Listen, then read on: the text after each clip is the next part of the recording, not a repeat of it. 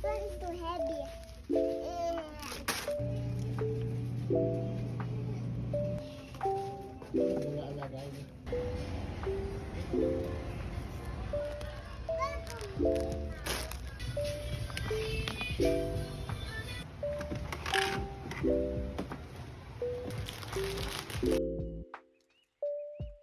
Grocery vlog for today's video, kaya tara mga mare, samahan niyo ako. Bago nga kami pumunta dun sa pinag-groceryhan namin ay dumaan muna kami sa dali. Nakakita nga si Papa nito mga chocolate kaya kumuha na nga daw ako ng tag-isa. Sobrang sarap kasi ng chocolate na yun mga mare at napakamura lang. Nakakita nga rin ako nitong tamarind candy kaya kumuha na ako dahil gusto ko nga sa mga candy yung maaasim. At syempre hindi mawawala itong ice pop ni Habila dahil napakainit nga ng panahon. Kumuha na nga rin ako ng Shin Ramyun at etong Korean noodles dahil gusto ko ngang masubukan. Meron nga rin palang mga frozen meat dito kaya kumuha na nga rin kami ng iba at kumuha nga rin ako nito mga yogurt. Sobrang sarap kasi nito mga maret, wala nga to dun sa pinagbibilhan naming grocery. Pagkatapos nga namin makapagbayad ay dumiretso na kami sa Pure Gold. Twice a month nga pala kaming nag-grocery mga mare kaya etong mga kinukuha ko ay sapat lang para sa ilang linggo. Noong 26 pa nga dapat yung grocery namin, ang kaso hinintay talaga namin na makapag-day off si Papa. Anyways, etong mga kukunin ko nga pala ay yung mga wala ng stock sa bahay. Konti lang naman to mga mare, bali yung iba ay pang merienda at yung iba naman ay pang sahog sa mga niluluto ko. Kumuha na nga ako nitong Nissin Ramen at eto nga yung paborito naming noodles ni Habila. Kumuha na nga rin ako nitong Pancit Canton at kumuha na rin ako nitong mga sinigang mix. At syempre, hindi mawawala itong pineapple juice mga mare dahil eto nga lang yung juice na madalas naming iniinom. Kumuha na rin ako ng butter at etong mga Dutch mill ni Habila. At syempre, hindi mawawala yung mga kutkutin at kumuha rin ako nitong mga chicheria. Pagdating nga sa mga biskuit, etong Dewey Donuts na strawberry yung pinakagusto ni Habila. At syempre, kumuha na nga rin ako nitong loaded, iba-ibang flavor na para mas marami siyang pagpipilian. Kumuha na nga rin pala ako nitong mga Ariel mga mare dahil eto nga yung ginagamit na panlaban ni Papa sa mga damit niya. Bali, fast forward na nga pagkatapos namin sa grocery ay inasikaso ko na agad itong mga pinamili namin. Ilalagay ko na kasi sa pantry para hindi nga nakakalat dito sa bahay. Buti na lang talaga at wala nga dito si Habila kaya may oras nga ako makapag-ayos-ayos.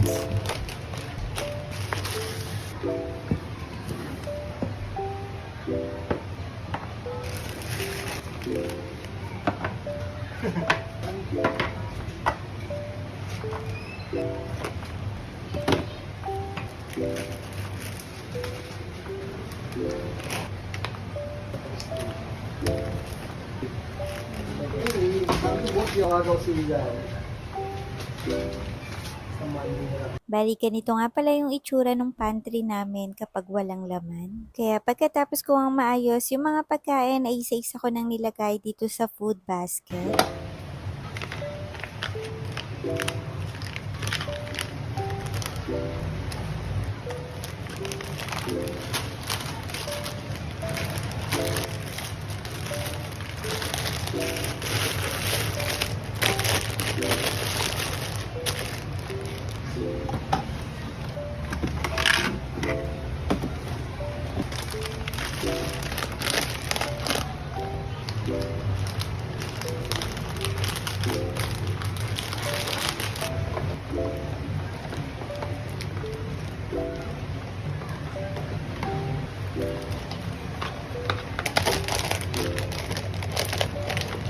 Anyways, yun na lang muna mga mare for today's video. See you on my next vlog!